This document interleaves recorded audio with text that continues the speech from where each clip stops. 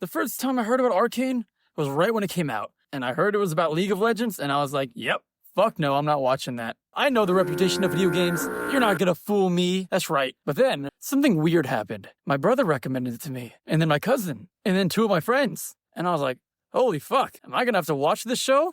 Is it really good? So you know what? I actually decided to give it a chance, and I watched the first 3 episodes.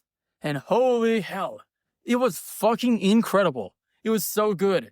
Every single character had a reason for doing what they were doing. It felt like you were watching real people struggle to achieve their goals. And the weird thing was, even though bad actions were being done, it felt like you couldn't really blame any character because it seemed like they all had good reasons for doing what they did, and they've all had stuff happen to them where you can understand why they think this way and why they're doing that.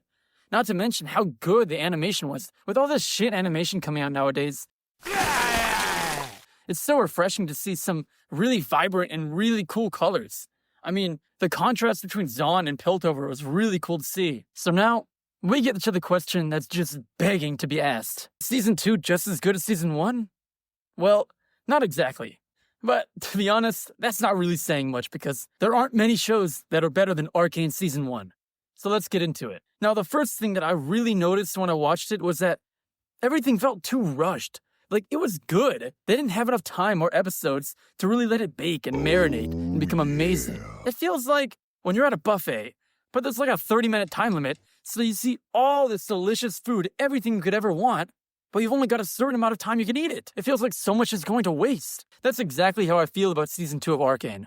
Like, everything they do is so good, and I can tell, like, the idea of it is amazing. But they don't have enough time or episodes to really flesh it out and let it marinate and bake in the oven like it should, like they did in Season 1.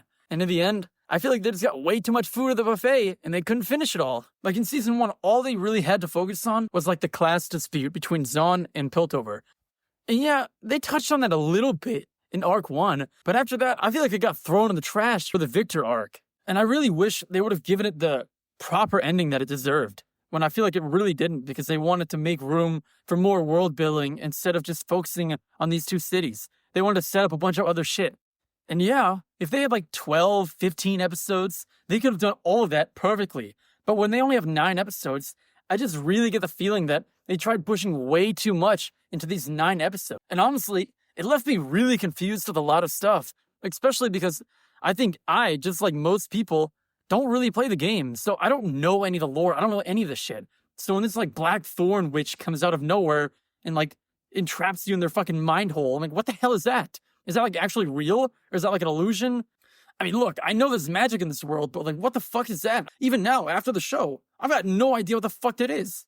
And yeah, I'm sure if I go in some fucking forum and watch like a bunch of lore videos on Black Witch or whatever it's called, then I'll figure it out. But like, they should really be able to show that in the actual episodes, not make you look it up after. And that actually leads me to another thing that I really didn't like, which was the ending. Like, yeah, the ending of the actual Victor arc has a nice conclusion, but there's so many little, like, loose ends that, like, I don't even know what happened. And apparently they're not even going to make it Season 3, so I don't know how they're going to resolve that. But, I mean, you've got Jace and Victor who just, like, poof, like, they're gone. I don't know where the fuck they went. And then Jinx, who I thought died, but spoiler alert, I guess she didn't die, and she, like, flashed somewhere else? I don't know. And you've got, like, the fucking Black Witch people. I still don't know what the hell they are. And the thing that really made me mad, the most mad, was the Zaun thing. I mean, they just show one fucking flashing scene of Savika being on the council now, and what does that mean? Now everything's forgiven? Everything's fixed? Is that supposed to mean that everything's gone? Like, they fixed everything? What is that? After all of Season 1, and you got Season 2 in there too, and all we get is a fucking flashing scene of somebody being on the council? I feel like they built it all up, and it just did not reach what I thought it should have been. It was very anticlimactic. If they would have just, like, finished the class struggle in this season, and, like, the way that they started it in Season 1, that would have been so much more interesting. But it just got pushed to the fucking side, thrown in the garbage and forgotten about, and then at the end they're like, oh yeah, let's just put her on the council, and then everybody's happy, yeah? How about that? Everything good? No, it's not good. Fuck you. That was not good. I did not like that. And the final thing that I really didn't like about the show was something that I hinted at in my little monologue in the beginning about why I loved Season 1 so much. And that's that all the character arcs were so well done. Like, you never felt like anybody was just some fucking black and white, mustache-twirling villain just wanting to be evil to be evil. everybody had reasons for what they were doing, and it seemed like they were real people that you could get behind and understand, even if you didn't agree with them. But now, at the end of this battle, it's like some Avengers battle with all the good guys versus all the bad guys. It literally felt like the ending of Age of Ultron. You got this fucking AI thing who thinks he knows better than everybody else, and he thinks he should just stop all pain by putting all the humans in this little mind hole. And then you got his robot army that are invincible, and you got all the Avengers and all the good guys fighting against them, but it's futile until Echo pulls some clutch shit and gives Jason an opportunity to use his Talk No Jutsu on him, and that's how it ends. Like, there's no gray area in this fight. Like, I get Victor has some kind of reason for it, but it's not really that good a reason compared to Silco from season 1, who you could actually get behind, even though you didn't like what he did. And now it's just like some fucking evil versus good. All the people you're supposed to think are good versus all the people who are not doing the good thing, and you got to root for the good people. I don't like that. I want to see two people who have different ideologies, but they all have good reasons for thinking that, so you don't really know who's right, and you can just decide what you think based on your own experience and your own opinions. I love that so much, and I feel like they really lost that this season. Now, when I go to things I like, there are definitely some character arcs and some character development that is really good. So I don't want you to think that, oh, I didn't like that stuff, that I think all the character development is trash. No, it's pretty good. The two people I think got the best character development by far, Jinx and Echo. Jinx went from like the crazy, psychotic murderer seeing a bunch of visions in her head to this season, you're able to see her humanity. Like, you can actually see that she feels stuff, that she cares about people. And especially when responsibility is placed upon her, when she has to take care of the little girl, or when she's like becoming this new symbol of rebellion and Zahn, you can see her actually like feeling for people again. Whereas in season 1, when she became so deranged, like, yeah, you knew there was something in there, but the whole season she kind of felt psychotic and unhinged. Whereas this season, it seems like she's more like having to deal with the consequences of her actions, and she's starting to feel everything more. And by the end, she literally tries to get rid of herself because she thinks she's an actual jinx on everybody around her, and that everybody around her is going to suffer because of her. So even though I don't agree with her decision, I definitely understand it because everybody around her has fucking died pretty much.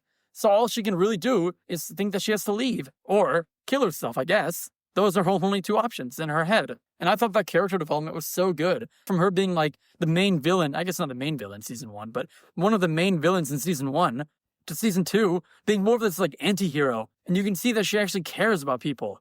And then we get to Echo. Now, the main thing I liked about Echo this season wasn't so much about the character development like I talked about Jinx, but it was more so like the amount of cool moments and sacrifice that he went through was fucking amazing. Like, if you really think about what he did this season, he was fucking carrying on his back. I'm sure his fucking back is sore as hell. Not only did he have the perfect universe, he's got his girlfriend, he's got his dad back. I mean, he's got everything. And he's still, after all of that, decides to leave because he wants to save his own universe. And when he does that, he goes back and somehow finds a way to give Jinx the Talk No Jutsu and is able to bring her back and show her that she doesn't need to kill herself, even after all she did to him, after all the pain she put him through. You remember in season 1, he hated her. He thought she was too far gone. He wanted her to die. And I think even back then, he didn't believe that. He knew that there was something in her. And even after all that she did to him, he still forgot about that because he wanted to save her. And then you get to the very end where everybody's gone and he saves everybody with his Z drive. And then the best part, which I guess for him would be like the worst part, is that after everything, after he clutched up and saved his entire universe, he's just sitting there in the same spot that he kissed Jinx, or Powder, I guess. And he's just sitting there alone. He doesn't get anything. No reward. Everything he wanted, he had, but he had to lose it to save his entire universe. And what does he get? Fucking nothing. He's just sitting there alone. It's really sad, but it's also very powerful about how good of a character and how strong he is. Now, I don't need to say that the animation was good again. It was probably better. I really liked the music videos, stuff they did. That was so cool. How they like incorporate music videos inside the different episodes to give you like a feel of the mood and the tone of that episode and show you stuff in like a montage. That was awesome. And look, I don't want you guys getting your pennies in a twist about all the stuff I didn't like. I say all that, and I'm sure you probably think I'm going to give it like a 5 or something. No, I mean, it's still really fucking good. There was some stuff I didn't like, and yeah, sure, some of them are nitpicks, but like, it's still like an 8 to 9 out of 10 for me. It was incredible. Even the story, with all the things I didn't like about it, was still overall really good, just a little bit underdone. And in my opinion, just not as good as season 1. Alright, I've given you my thoughts. You've taken everything. What else do you fucking want? Scram, you greedy bastards.